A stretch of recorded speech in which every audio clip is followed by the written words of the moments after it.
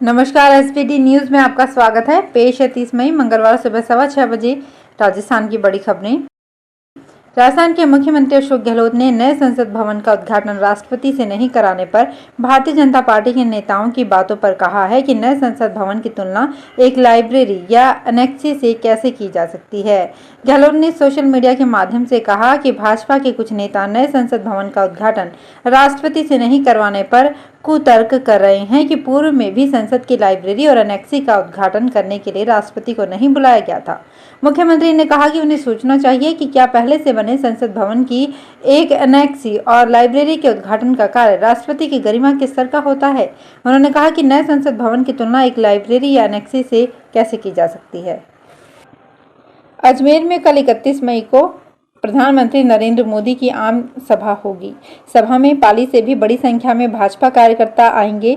इसको लेकर सोमवार को पाली के नगर परिषद में उप सभापति ललित प्रीतमानी के कक्ष में बैठक का आयोजन किया गया, जिसमें जोधपुर से पहुंचे पाली विधानसभा जनसभा प्रभारी नथमल पालीवाल ने भाजपा कार्यकर्ताओं से मुलाकात की और अजमेर में प्रधानमंत्री की जनसभा में पाली विधानसभा से कितने भाजपाई जाएंगे, इसको लेकर चर्चा की। इस दौरान पाली विधानसभा जनसभा प्रभारी पालीवाल ने बताया कि प्रधानमंत्री नरेंद्र मोदी की सरकार के 9 साल के शासन में राष्ट्रहित व जनहित में अनेक निर्णय लिए गए। इसमें धारा 370 को हटाना, राम मंदिर का निर्माण, संसद भवन का निर्माण और उसका भारतीय संस्कृति और परंपरा के अनुसार उद्घाटन, G20 की अध्यक्षता करना जैसे कई महत्वपूर्ण कार्य शामिल हैं। राजस्थान कांग्रेस प्रदेशाध्यक्ष गोविंद सिंह डोटासरा और सीकर विधायक राजेंद्र पारीक में नोकझोंक हो गई। पानी की निकासी के मुद्दे पर दोनों नेता आमने सामने आ गए। डोटासरा ने पारीक पर अधिकारियों की साइड लेने का आरोप लगाया। करीब 10 मिनट तक दोनों नेताओं में बहस होती रही और कलेक्ट्रेट सभागार में उपस्थित कलेक्टर से लेकर प्रभारी मंत्री शकुंतला रावत देखते रहे।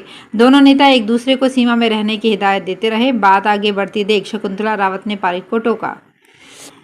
राजस्थान पर्यटन विकास निगम के अध्यक्ष धर्मेंद्र राठौड़ ने प्रधानमंत्री मोदी से राजस्थान नहर परियोजना को राष्ट्रीय परियोजना घोषित करने का आग्रह किया है। अजमेर दौरे पर आए राठौड़ ने पत्रकारों से बातचीत में कहा कि प्रधानमंत्री मोदी अजमेर आ रहे हैं।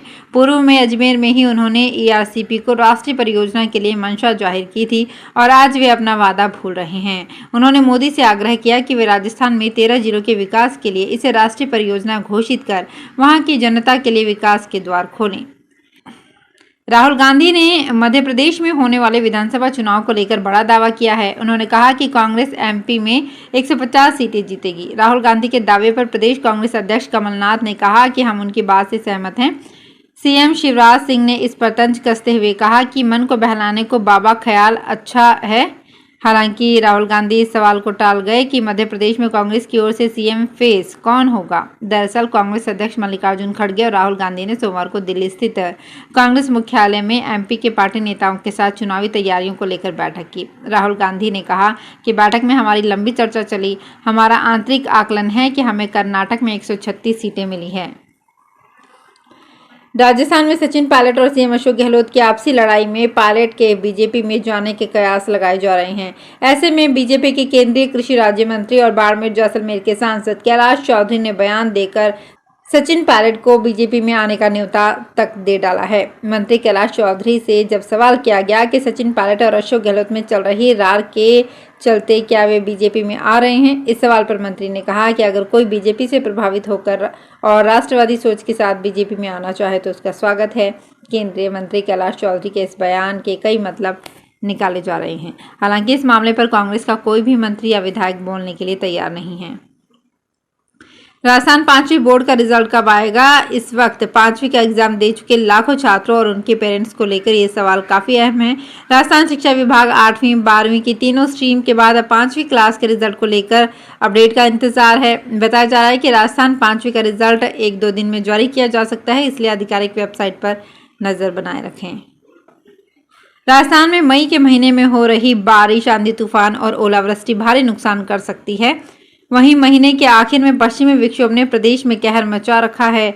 मौसम विभाग का कहना है कि जून की शुरुआत में ही आंधी, अंधड़ और ओले गिर सकते हैं। प्रदेश में आगामी 3 दिनों में तबाही आ सकती है। मौसम विभाग का कहना है कि अंधड़ अपनी रफ्तार 80 किलोमीटर प्रति घंटे को पार कर सकती है, जिसका अलर्ट जारी कर दिया गया है। जानकारी के मुताबिक अजमेर, उदयपुर, जयपुर, भरतपुर, कोटा में आंधी तूफान के साथ बारिश होगी। वहीं बीती रात को बहुत से जिलों में मौसम के बिगड़े मिजाज के चलते बिजली नहीं आई। आरबीआई के गवर्नर शक्तिकांत दास ने सोमवार को कहा कि कुछ बैंकों ने अपनी स्ट्रेस्ड एसेट्स की वास्तविक स्थिति छिपाने की कोशिश की है। इसके साथ ही कुछ लैंडर्स में गवर्नेंस गैप भी देखा गया है। रिजर्व बैंक की गाइडलाइंस के बावजूद ये चिंता का विषय है कि आरबीआई की गाइडलाइंस के बाद भी कुछ बैंकों की कॉर्पोरेट गवर्नेंस में खामियां पाई गई है। कॉर्पोरेट गवर्नेंस की इन खामियों से बैंकिंग सेक्टर में वोलेटिलिटी आ सकती है। इसके साथ ही उन्होंने बैंकों को चेताते हुए सावधान रहने के लिए कहा। हालांकि उन्होंने इस दौरान किसी भी बैंक का नाम नहीं लिया।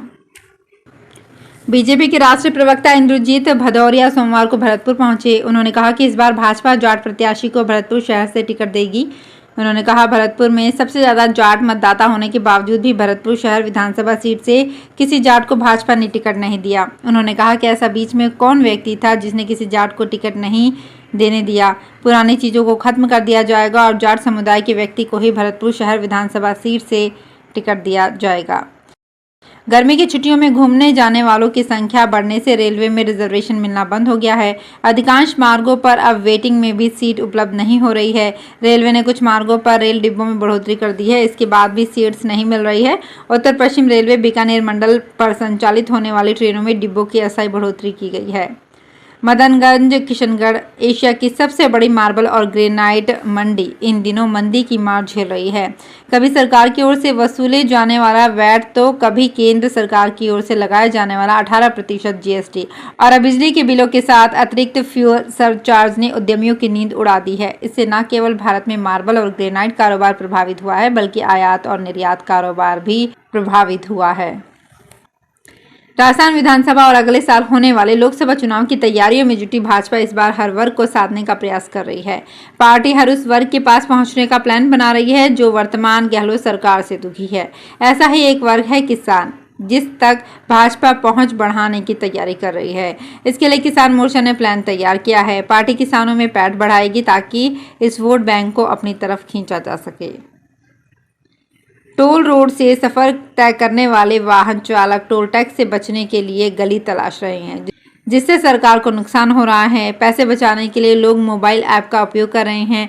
इसमें गूगल मैप भी लोगों को पैसे बचाने में मदद कर रहा है, जिसमें लोगों को टोल रोड और बिना टोल टैक्स वाली राह दिखा रहा है। जयपुर के झोटवाड़ा के मनोज गोयल प्रायसीकर और उसके आगे राष्ट्रीय राजमार्ग से सफर करते हैं। बीच में 2 टोल आते हैं। उन्होंने गूगल मैप से बिना टोल का रास्ता पूछा। इससे 3 से 4 किलोमीटर दूरी ज़्यादा नापनी पड़ी, लेकिन आने जाने में 120 रुपये बचा लिए गए। अजमेर के लिए भी ठिकरिया गांव से निकल रहे खराब सड़क से जाना पड़ता है। राजस्थान में विधानसभा चुनाव की तैयारियां शुरू हो गई है। खासकर भाजपा के केंद्रीय नेतृत्व ने राजस्थान पर पूरा फोकस कर दिया है। प्रधानमंत्री नरेंद्र मोदी, अमित शाह लगातार राजस्थान का दौरा कर रहे हैं। मोदी का 8 महीने में कल 31 मई को राजस्थान में छठा दौरा है। मोदी अब तक पूर्वी राजस्थान को साध चुके हैं। इसके अलावा आदिवासी इलाकों में भी मोदी की सभा हुई है। अब वो अजमेर आ रहे हैं। मगर सवाल ये उठ रहा है कि भाजपा के गढ़ माने जाने वाले जयपुर जिले पर पार्टी अभी तक फोकस नहीं कर पाई है, जबकि 2018 के विधानसभा चुनाव में नतीजे भाजपा के अनुकूल नहीं रहे थे। खास बात यह है कि पिछले लंबे समय से यहाँ पीएम मोदी और अमित शाह की कोई सभा नहीं हो पाई है। तो फिलहाल इस बुलेटिन में इतना ही। फिर हाजिर होंगे कुछ और बड़ी खबरों के साथ।